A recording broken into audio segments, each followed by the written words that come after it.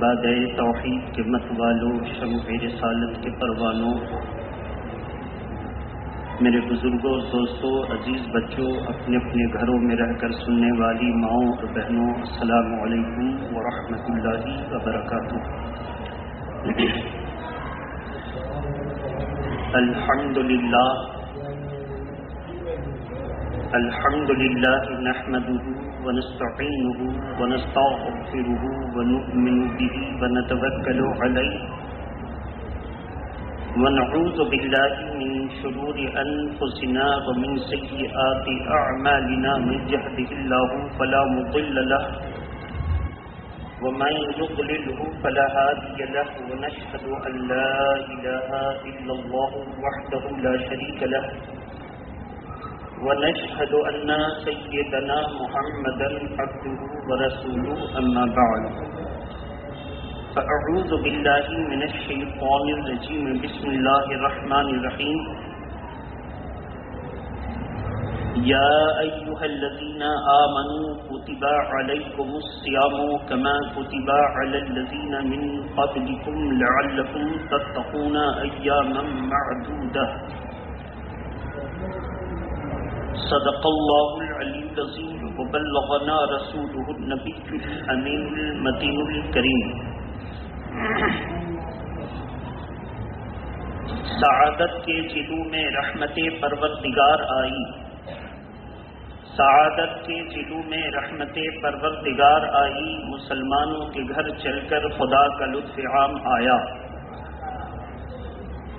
درے میں خانہ وحدت کے پٹ جبریل نے کھولے، درے میں خانہ وحدت کے پٹ جبریل نے کھولے، ترستے تھے جسے میں خواب گردش میں وہ جام آیا۔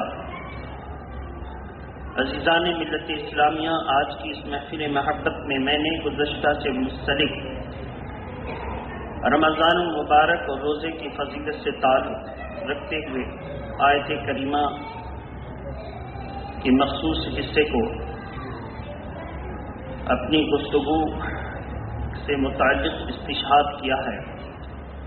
اللہ تبارک و تعالی ارشاد فرماتا ہے، اے ایمان والو، تم پر روزے فرض کیے گئے جیسا کہ تم سے اگلوں پر روزے فرض کیے گئے تھے،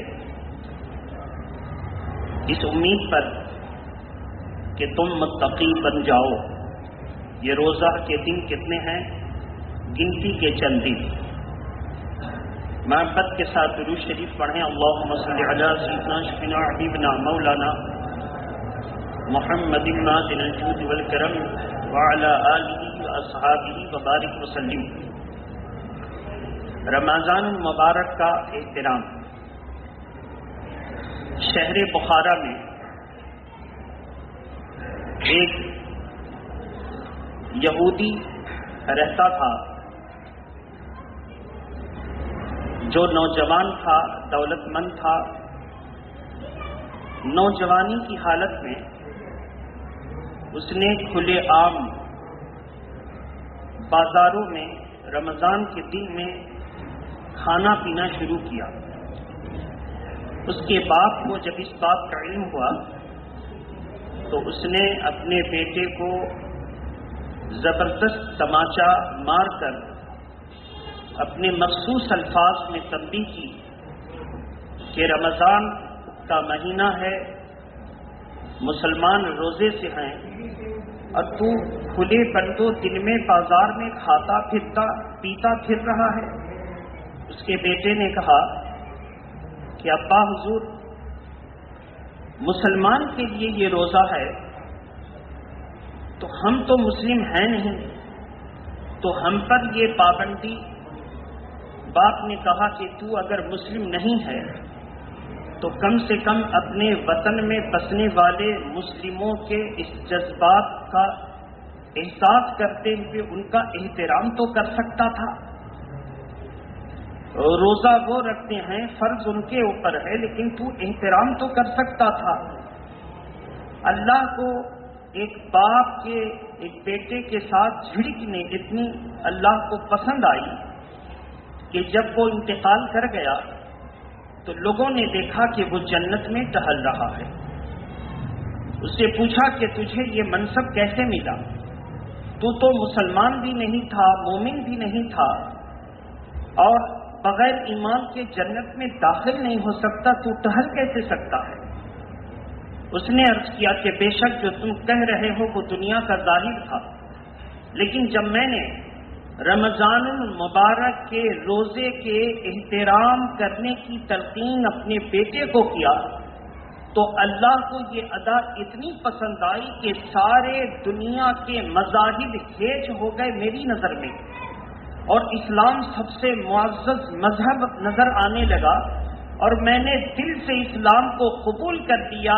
اللہ نے اس اسلام کی قبول کرنے کی ادا کو پسند فرمایا، اور اسی احترام کی برکت سے میں مومن بھی بنا اور اللہ نے جنت بھی عطا فرما دی۔ اس میں سبق یہ ہے کہ ایک غیر مسلم جب رمضان کے روزے کا احترام کی تنبیہ کرنے کے بدلے میں اللہ تبارک تعالیٰ اس کو ایمان کی توفیق بھی عطا فرمائی اور جنت میں مقام بھی عطا فرمایا، تو جب ایک غیر مسلم کو یہ نعمت مل رہی ہے، اگر ایمان کی حالت میں ہم روزے کا احترام کر لیں تو اللہ تبارک تعالیٰ ایمان والے بندوں پر کیسی نوازشات جاری فرمائے گا۔ اسی لیے حکم ہے کہ ہماری مائیں اور بہنیں ایام منہیہ میں جب روزہ رکھنا ان پر حرام ہے تو وہ چھپ کر کھائیں اور پئیں، اور ایسی سچویشن آ گئی کہ عصر کے وقت تک ٹھیک تھی اور عصر کے وقت کے بعد جو ہے وہ ایام منہیہ میں چلی گئی، یعنی ان پر روزہ رکھنا حرام ہو گیا۔ تو ایسی صورت میں حکم ہے کہ وہ کچھ کھائیں پیے نہیں، بلکہ بغیر کھائے پیے سورج کے غروب ہونے کا انتظار کریں، حالانکہ وہ روزے میں شمار نہیں ہوگا، اس کی سزا رکھنی ہوگی، مگر یہ احترام رمضان ہی ہے کہ اگر سورج کے ڈھلنے زوال کے بعد ان کے ساتھ ایسی صورت ہوئی، عصر کے وقت ایسا معاملہ ہوا تو روزہ تو ان کا ٹوٹ گیا، لیکن احترام رمضان میں وہ اسی طرح رہیں، اسی حالت پر یہاں تک کہ سورج ڈوب جائے۔ ایک مسلمان عورت کو اتنی تنبیہ کر دی گئی تاکہ روزے کے احترام کی فضیلت اسے مل جائے۔ پھر وہی مسئلہ کہ جب غیر مسلم احترام کرے تو اس کو یہ مرتبہ مل جائے، مسلمان احترام کرے تو کتنا مرتبہ مل سکتا ہے۔ اس لیے جو بیمار ہیں ان کے لیے ضروری ہے کہ وہ کھانا پینا، تو بیمار پہلے اپنے آپ کو تولے، اپنے جسم کی ہیئت قضائیہ، جسم کی طاقت و قوت کو پرکھے سمجھے کہ ہم روزہ رکھ سکتے ہیں کہ نہیں، اور اگر اس کو ایسا لگتا ہے کہ 50% دل گواہی دیتا ہے کہ روزہ رکھ سکتے ہیں اور 50% میں وسوسہ پیدا ہوتا ہے کہ روزہ رکھیں گے دوائیں نہیں لیں گے تو طبیعت بگڑ سکتی ہے، تو ایسا آدمی شریعت پر عمل کرتے ہوئے روزہ ضرور رکھے۔ کیسے رکھے وہ سنیے۔ اللہ کے پیارے نبی صلی اللہ تعالی علیہ وسلم نے ارشاد فرمایا، لِكُلِّ زَكَاةٌ وَزَكَاةُ الْجِسْمِ الصَّوْمُ، ہر چیز کی ایک زکات ہے اور جسم کی زکات ہے روزہ رکھنا۔ اس حدیث پاک کے تناظر میں اللہ کے پیارے نبی صلی اللہ علیہ وسلم کا دوسرا فرمان جاری کرتے ہوئے فقہا فرماتے ہیں کہ اگر اس کے اندر طاقت کی کمی محسوس ہو رہی ہے اور وہ حضور کے فرمان پر یقین و ایمان رکھتا ہے تو وہ روزہ رکھے، کہ اللہ تعالیٰ اپنے حبیب کی زبان سے ارشاد فرما رہا ہے کہ روزہ جسم کی طاقت کو بڑھا دیتا ہے، تو انشاءاللہ اگر بیمار روزہ رکھے تو اللہ اس کو شفائے کاملہ و عاجلہ عطا فرمائے گا۔ اس لیے ہمت نہ ہاریں، روزہ ضرور رکھیں، اور اس کے طریقے میں نے گزشتہ جمعہ میں سب بتا دیے تھے کہ اس کو کس طرح عمل کر کے اپنے آپ کو دیکھنا ہے، مزید دہرانے کی ضرورت نہیں ہے۔ درود شریف پڑھیں، اللہم صلی علی سیدنا شفیعنا حبیبنا مولانا محمد وآلہ واصحابہ وبارک وسلم، صلاۃ و سلام علیک یا رسول اللہ صلی اللہ علیہ وسلم۔ اب ایک غیر مسلم رمضان کے روزے کا احترام کرے اور اپنے بچے کو نصیحت کرے تو اس کو یہ انعام ملے. ایک مسلم اگر رمضان کے روزے کا احترام نہیں کرتا ہے تو اس کے پاداش میں اس کا جرم، اس کی سزا کیا ہے وہ دیکھیں. اللہ کے پیارے نبی صلی اللہ علیہ وسلم کی بارگاہ میں ایک شخص قیامت کے دن گڑ گڑاتا ہوا حاضر ہوگا.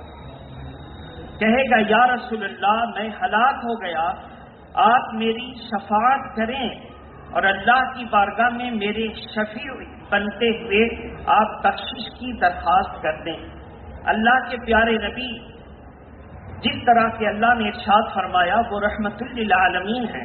قرآن مجید پارہ نمبر 17 کی آیت کریمہ گواہی دے رہی ہے وما ارسلناک الا رحمت للعالمین.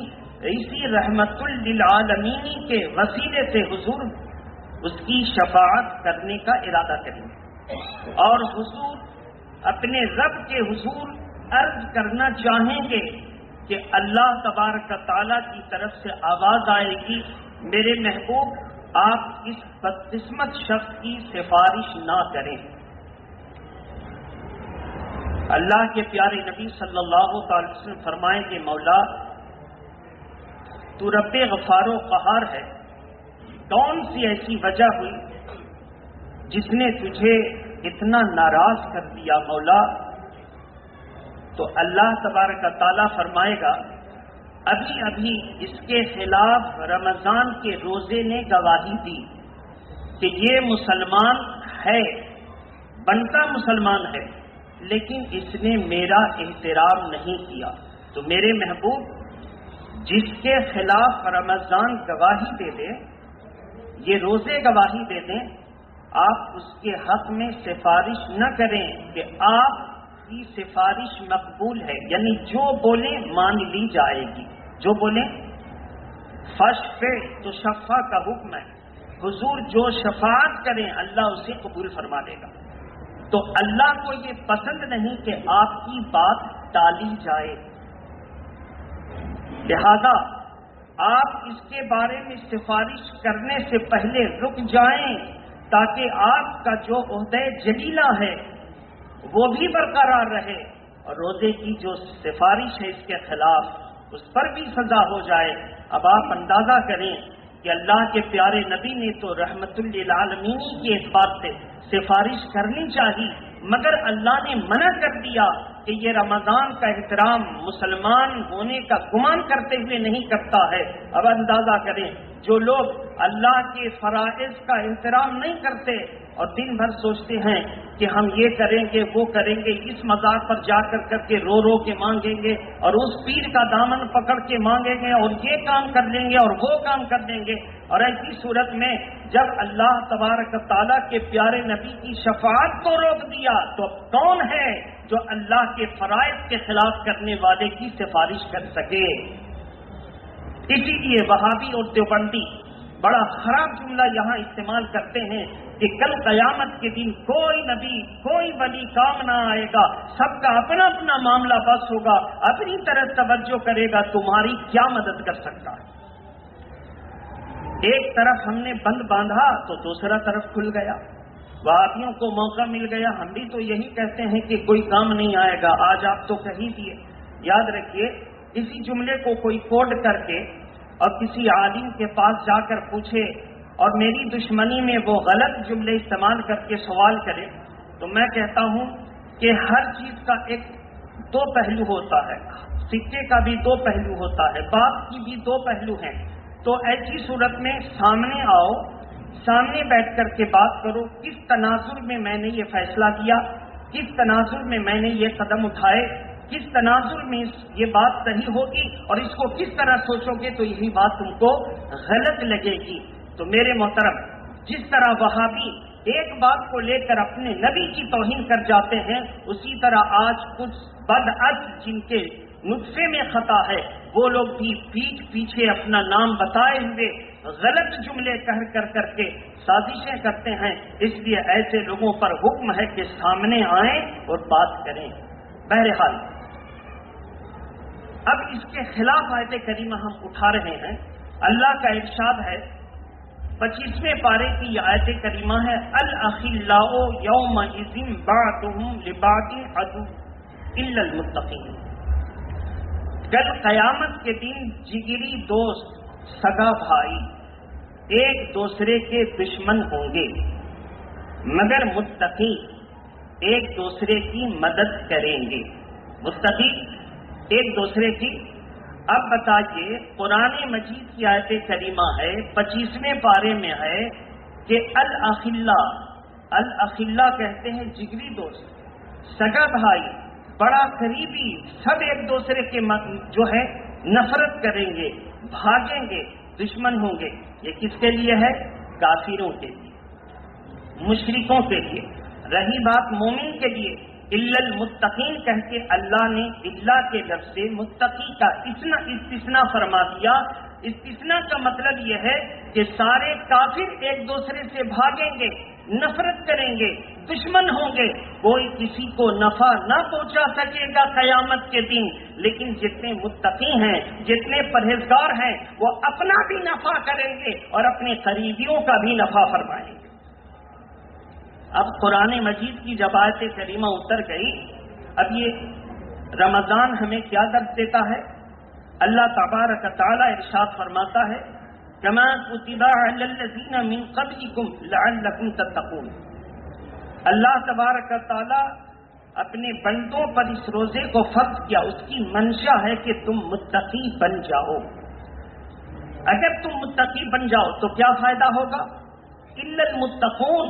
اللہ فرماتا ہے پھر قیامت کے دن جب تم اٹھو گے تو دیکھو گے یہ میرا بھائی سزا یافتہ ہے یہ میری بہنیں سزا یافتہ ہیں یہ میرے قریبی سزا یافتہ ہیں. اور جب تم متقی بن جاؤ گے تو تم جس کی شفاعت کرو گے اللہ اسے قبول فرما لے گا. تو جب روزہ رکھنے والے روزہ کے قوانین اور ضابطے پر عمل کر کے متقی بن جائیں تو 25ویں پارے کی آیت کریمہ سے وہ ایک دوسرے کی شفاعت کریں گے. تو جب ہمارا اور آپ میں سے کوئی متقی بن جائے تو اس کا اتنا بڑا مرتبہ ہے تو نبی ولی اور غوث و خواجہ کا مرتبہ رسولوں انبیاء کا مرتبہ کتنا بڑا ہوگا. ایک عام آدمی کے مرتبے کی یہ کیفیت ہے تو بڑے بڑوں کا مرتبہ کتنا بڑا ہوگا. تو ایک پہلو کو لے کر کے چلیں گے تو پھر بڑی پریشانی ہوگی. ایک مسئلہ بتانے کے لیے علماء کی جماعت سے آپ پوچھیں بہت ساری کتابوں کا مطالعہ کرنا پڑے گا اور پھر اس میں آپ کو سمجھ کر بتانا ہوگا. پھر ڈرتے بھی رہنا ہوگا اللہ سے کہ جو میں نے سمجھا ہے یہ میری سمجھ صحیح ہے یا غلط. پھر آپ کو کیسے سمجھ میں آئے گا کہ جو میں نے بتایا وہ صحیح ہے کہ غلط؟ اب آپ اپنے اکابرین کے تمام ریکارڈ کو اٹھا کر دیکھیں گے اس معاملے میں انہوں نے کیا فتویٰ دیا اس معاملے میں انہوں نے کیا فیصلہ کیا. تو وہ خوش نصیب مسلمان ہے جس کی تحقیق جس کے فتوے جس کے مسئلے بتانے کو اللہ اور اس کے رسول کے راستے پر چلنے والے گزشتہ پیر و بزرگ سے مل جائے اس کی بات اچھی ہوگی اور جس کا میچ نہ کرے اس کی بات فتنے کا سبب بن جائے گی. اس کی بات فتنے کا سبب بن جائے گی. اسی لیے امام اعظم ابو حنیفہ رضی اللہ تعالیٰ عنہ جب کسی نادر مسئلے کا جواب دیتے نادر مطلب بہت ریئر بہت کم ایسا ہوتا اور اس میں کوئی مثال نہ ہوتی کہ اس تعلق سے صحابہ اکرام کی رائے کیا تھی اس تعلق سے صحابہ اکرام کا اپنا عمل کیا تھا کوئی نظیر نہیں ہوتی کوئی مثال. تو اس میں قرآن حدیث اجماع اور قیاس یہ 4 بنیادی ارکان کو لے کر اس میں اجتہاد کرتے اور اجتہاد کرنے کے بعد وہ پھر ایک فیصلہ صادر کرتے. ان مجتہدین کے بارے میں اللہ کے نبی نے فرمایا کہ جس نے قرآن حدیث اور اجماع اور قیاس اب تو مجتہدین نہیں ہیں اب اجتہاد کی ہلکی سی رمق پائی جائے تو وہ بڑا مفتی ہوتا ہے.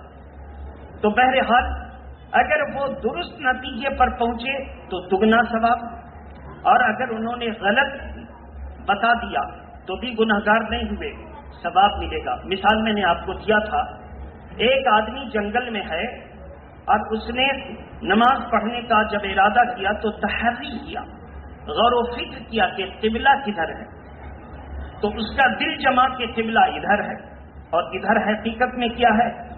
یہ دکن ہے، جنوب ہے۔ تو جیسے ہی ادھر نماز پڑھ لی، نماز پڑھنے کے بعد کوئی گزر ہو کسی کا ہوا، اس نے کہا بھیا یہاں تو ساؤتھ ہے، یہ تو جنوب ہے، آپ نے ادھر نماز پڑھی، اس کی نماز ہو گئی۔ کیوں ہو گئی؟ چونکہ اس نے غور و فکر کیا تھا، تحری کیا تھا۔ اگر تحری کے بغیر نماز پڑھتا اور غلط ہو جاتا تو پھر اس کو نماز دہرانی ہوتی، کیونکہ استقبال قبلہ نماز کے شرائط میں سے ہے، اس کو نماز دہرانی ہوتی۔ تو میرے محترم بزرگ اور دوستو، اسی وجہ سے مجتہدین اگر غلط فیصلے پر پہنچیں تو ایسی صورت میں ان کو ایک ثواب، درست فیصلہ نکال دیا تو دگنا ثواب۔ اس لیے امام اعظم ابو حنیفہ فرمایا کرتے، اگر میرے کوئی قول، میرے افعال قرآن و حدیث اور سنت کے خلاف، جہاں پہ قرآن و حدیث تو سمجھ ہی گئے، لیکن جہاں پر کلام اللہ اور سنت کہا جائے تو اس سے مراد بھی قرآن اور حدیث ہے، سنت کے خلاف پاؤ تو اس کو دیوار پر مار دو اور سنت کو مضبوطی سے پکڑ لو۔ کتنے ان کو حدیثیں یاد تھیں؟ بڑے بڑے فقہاء نے فرمایا امام اعظم کو 7 لاکھ حدیثیں ایک دم زبانی یاد تھیں، جیسے حافظ قرآن کو 6666 آیتیں یاد ہوتی ہیں۔ کتنی؟ 6000 مشہور قول کے مطابق 6666 آیتیں یاد ہوتی ہیں۔ امام اعظم کو کتنی حدیث؟ 7 لاکھ۔ اب سوچئے کہ 6666 سے کتنا دگنا ہو گیا؟ 7 لاکھ حدیثیں یاد تھیں، اور وہ بھی سند کے ساتھ، یعنی فلاں نے فلاں سے روایت کی، فلاں نے فلاں سے روایت کی، انہوں نے ابو ہریرہ رضی اللہ تعالیٰ عنہ سے روایت کی، انہوں نے فرمایا کہ رسول اللہ صلی اللہ علیہ وسلم نے فرمایا۔ اب سوچئے اصحاب رجال کا نام، ان کے باپ کا نام، ان کے استاد کا نام، ان کے شیوخ کا نام، کتنا کمال کا حافظہ تھا امام اعظم ابو حنیفہ کے پاس۔ اسی لیے فقہاء نے فرمایا امام اعظم ابو حنیفہ نے جس مسئلے کا حل پیش کر دیا تو 1000 سال تک امت کو کہیں پریشانی کا سامنا نہیں ہوگا۔ اور جو مسئلہ ان کے دور میں حل نہ ہو سکا، امت ہمیشہ اس میں اختلاف میں پڑی رہے گی، کہیں کچھ کہیں گے یہ، کچھ کہیں گے وہ۔ امام اعظم کی یادداشت اور ان کی ذہانت اور ان کا مرتبہ اتنا بلند تھا۔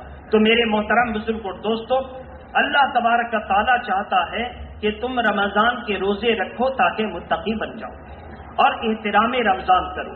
اور اس رمضان کے روزے کی غذا کیا ہے؟ نماز۔ اللہ تبارک و تعالیٰ کتنا حکمت والا بادشاہ ہے کہ اس نے ہمیں رمضان کے 1 مہینے کا روزہ دیا۔ یہ سارے روزے 29 یا 30 فرض، اور دن بھر میں 5 فرض، 5 نمازیں، دن بھر میں 5 فرض۔ نماز کو افضلیت حاصل۔ دیکھیے ایک مریض ہے، اور ایسا مریض اگر روزہ رکھے تو نماز نہ پڑھ سکے، اور اگر نماز پڑھے تو روزہ نہ رکھ سکے گا، اتنی طاقت نہ ہوگی۔ تو اس کے لیے حکم ہے کہ روزے کی قضا کرے مگر نماز ضرور پڑھے، روزے کی قضا کرے مگر نماز ضرور پڑھے۔ تو اس سے پتہ چلا کہ نماز کی کتنی اہمیت ہے۔ اس لیے فقہاء اکرام نے فرمایا، بزرگان دین نے فرمایا، تمام فرائض میں سب سے اہم الفرائض نماز ہے۔ تو اس لیے ان پر نماز فرض ہے۔ ایک ایسا مریض جو ڈائبٹیز کا شکار ہے اور بہت زیادہ اس کو شوگر ہے، ایک ایسا مریض جو ہارٹ کا پیشنٹ ہے اور وہ بہت محتاط رہنے کی کیفیت میں ہے، تو ایسے دائم المرض کے زمرے میں آئیں گے۔ اور جو دائم المریض ہو تو دائم المریض کا حکم یہ ہے، پہلے دائم المریض کی ہلکی سی تعریف کر دیں۔ ایسا مریض جس کو شفا یاب ہونے کی امید نہ ہو، تو جس کو یہ ساری بیماریاں پکڑ لیتی بیچارہ شفا یاب کب ہوتا ہے؟ ایسا مریض جس کو تندرست ہونے کی امید نہ ہو تو وہ کیا کرے گا؟ وہ اپنے آپ کو دیکھے گا۔ اگر وہ روزہ رکھنے کی طاقت رکھتا ہے، نماز پڑھنے کی طاقت رکھتا ہے تو کرے گا، اور اگر اس کا مرض بڑھ رہا ہے تو پھر روک دے گا۔ یہ مرض جو بڑھ رہا ہے اس کے یقین کی کمزوری ہے۔ اس کے یقین کی کمزوری. اگر کوئی یقین کر کے کر لے کہ انشاءاللہ مرض نہیں بڑھے گا تو اللہ کے پیارے نبی نے فرما دیا کہ اللہ فرماتا ہے یہ روزہ تمہیں طاقت دینے کے لیے آتا ہے, قوت دینے کے لیے آتا ہے. جب ایسا اپنے رب کے فرمان پر یقین کر لو گے تو تم روزہ رکھو گے تو صحت مند بن جاؤ گے. تو بہرحال یہ اس کے یقین کی کمی ہے. تو اب ایسی صورت میں کیا کرے گا؟ روزہ چھوڑ دے گا, نماز لیکن پڑھے گا. اب جب روزہ چھوڑ دیا تو تندرست تو ہوگا ہی نہیں, وہ روزہ رکھے گا کب؟ تو اس کے لیے کیا ہے؟ ہر فرض کے بدلے وہ اس کا فدیہ ادا کرے. ہر فرض کے بدلے اس کا فدیہ ادا کرے. اور فدیہ کیا ہے؟ 2 کلو 47 گرام گیہوں یا اس کا آٹا ہر روز صدقہ کر دیا کرے. کیسے مریض؟ جن کو شفا یاب ہونے کی امید نہیں ہے. اتفاق, ہارٹ کے مریض نے ہر رمضان کے ایک روزے کا فدیہ 2 کلو 47 گرام گیہوں ادا کر دیا. لیکن اللہ کی شان, پھر وہ صحت مند بھی ہو گیا. اب اس کے اندر روزہ رکھنے کی طاقت آ گئی 3-4 مہینے کے بعد. اب پھر سارے روزوں کی قضا کرے گا. اور جو اس نے فدیہ دیا تھا وہ تطوع ہوا, نفل ہو گیا, اس کا فدیہ بھی قبول اور صحت مند ہو گیا تو روزے کی قضا کرے گا. اس کو ذہن میں رکھیں. ایسا نہیں کہ صحت مند ہو گیا تو چلو فدیہ دے دیا تھا معاف. یہ اس لیے تاکہ تم متقی بن جاؤ. اب متقی بن جاؤ گے تو کیا فائدہ ہوگا؟ تم اپنا بھی بھلا کرو گے اور قیامت کے دن دوسرے ضرورت مند کا بھی بھلا کرو گے. تو یہ ہے دائم المریض کی بات. تو میرے محترم بزرگوں, دوستوں, ہمیں اور آپ کو چاہیے کہ ہم روزے کا پورا احترام کریں. بہت سوالات اس ہفتے میں جو آئے. عورتیں نماز پڑھنے کے لیے وضو کرتی ہیں تو وضو کرنے کے وقت جب اپنے سر کا مسح کرتی ہیں تو تازہ پانی لیتی ہیں, پھر سر سے آنچل یا دوپٹہ ہٹاتی ہیں, پھر اس کے بعد سر کا مسح کرتی ہیں اور جلدی سے ڈھک لیتی ہیں. ان کے ذہن میں یہ بات ہے کہ اگر سر سے دوپٹہ یا کپڑا زیادہ دیر تک ہٹا رہے تو وضو ٹوٹ جاتا ہے. اسی طرح مردوں میں بھی شکایت آئی ہے کہ اگر گھٹنا کھل جائے تو وضو ٹوٹ جاتا ہے. یاد رہے کہ وضو نہ گھٹنا کھلنے سے ٹوٹتا ہے نہ سر کا دوپٹہ ہٹنے سے ٹوٹتا ہے, بلکہ اگر بند کمرے میں کوئی ہے نہیں, غسل خانے میں پورا کپڑا اتار بھی دے تو بھی وضو نہیں ٹوٹے گا. ہاں, اگر دوسرے کی نظر پڑے گی تو غیر کا غیر پر نظر پڑنا حرام, یہ ایک الگ چیز ہوئی, لیکن اس کا وضو نہیں ٹوٹے گا. اس کو ذہن میں رکھیں. تو اب کیا ہے کہ جب سر سے وہ دوپٹہ ہٹائیں تو اس کا اسلامی طریقہ یہ ہے کہ سب سے پہلے وہ اپنے سر سے کپڑے ہٹا دیں, پھر ہاتھ کو بھگا لیں اور پھر تر ہاتھ اپنے سر پر پھیر لیں, کان کا مسح کریں, اندرونی اور بیرونی, اور گردن کا مسح کر لیں. اب اس کے بعد سر ڈھک لیں. لیکن اگر ہاتھ دھویا اور پھر ٹوپی ہٹائی یا پھر سر سے کپڑا ہٹایا تو کیا ہو گیا؟ جو ہاتھ دھلا تھا وہ استعمال ہو گیا. بولیے, جو ہاتھ دھلا تھا وہ استعمال ہو گیا. اب آپ سوچئے کہ مسح کیسے ہوگا؟ تو اس باریکی کو ذہن میں رکھیں. پہلے آپ کپڑا ہٹا لیں, ٹوپی ہٹا لیں, پھر اس کے بعد آپ مسح کریں. ہاں, اگر ہٹانا ہی ہے, ہاتھ دھل لیا تو کیا کریں گے؟ ایسے کر کے ہٹا دیں گے, ایسے کر کے ہٹا لیں گے. لیکن ضرورت نہیں ہے, پہلے سے ہٹا لیں. سر سے دوپٹہ ہٹا ہو, مسح کرنے میں مجبوری ہے, فوراً ڈھک لیں, لیکن اس سے وضو پر کوئی اثر نہیں ہوگا. ہاں, عورت کو ہر حال میں چاہیے کہ سر کے بال سے لے کر پیر تک یہ ستر عورت ہے اور اس پر پردہ رہنا چاہیے. بعض عورتیں بلاؤز پہن کر جو نماز پڑھتی ہیں ان کو خاص احتیاط رکھنی چاہیے کہ جیسے وہ تکبیر کے لیے ہاتھ کاندھے تک اٹھائیں گی ان کی یہ کلائی پورا کہنیوں تک کھل جائے گی. اگر یہ 3 تسبیح کے مطابق کھلی رہی تب تو وہ نماز ہی ان کی ٹوٹ گئی, کیونکہ یہ ستر عورت دکھ گیا 3, لیکن اتنی دیر ہوتی نہیں. 1 تسبیح کے مطابق وہ کھل سکتی ہے, تو یہاں پر بچ گئی ان کی نماز. تو ایسی عورتیں کیا کریں گی؟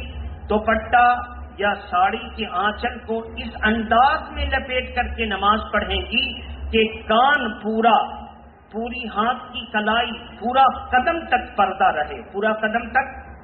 ایک پجامہ چلا ہوا ہے جو ہے تو پھل والا چوڑا, لیکن اونچا کیا پیرلل میں کیا کہتے ہیں اس کو، یہ پیجامہ اونچا کر کے عورتیں پہنتی ہیں، اس پیجامے پر نماز نہیں ہوگی کہ ان کا پیر کا نچلا حصہ کم سے کم جو ہے 3-4 انگل دکھائی دیتا ہے، تو اس سے نماز نہیں ہوگی۔